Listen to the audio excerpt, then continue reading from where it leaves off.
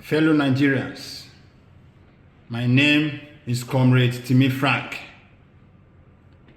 I'm a defender of democracy, and I want to use this opportunity to call all lovers of democracy, locally and internationally, to come to the aid of the Nigerian people.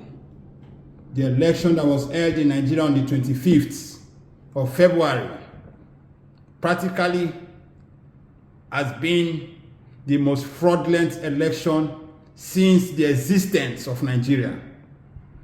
We remember President Muhammad Buhari has been promising Nigerians for the past few months that his government was going to conduct free, fair, and credible election.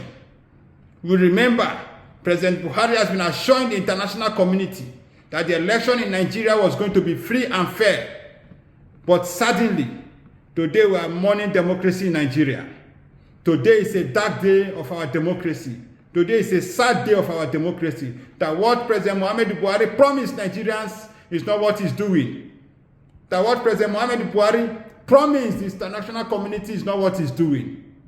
Today, this election that was conducted on the 25th of February under the watch of Professor Mahmoud Yakubu has practically become the most fraudulent election in the history of Nigeria. This is an election that Nigeria's taxpayers' money was used to conduct. Over $2 billion. This is the most expensive election in the world. But today, what was the outcome?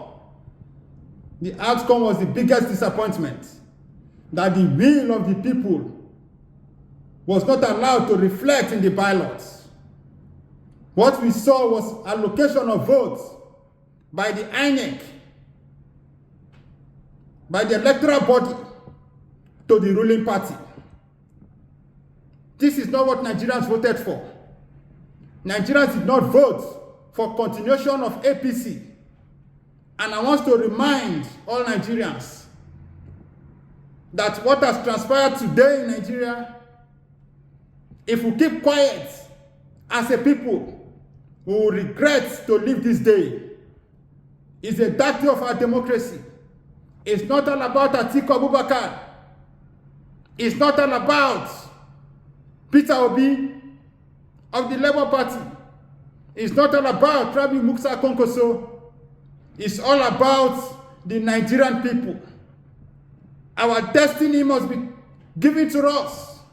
Nigerians came out in mass to vote for a new Nigeria. Nigerians came out to vote to change a party that has killed young Nigerians. But unfortunately, this so-called election that President Muhammad Buhari promised that was going to be free and fair, sadly, is the worst. And we must not accept this result. We must do everything within the ambit of the law to challenge the ruling party, to challenge the INEC, that this is not what we voted for. And I want to use this opportunity to appeal to the President of the United States of America to come to our aid, to save our democracy.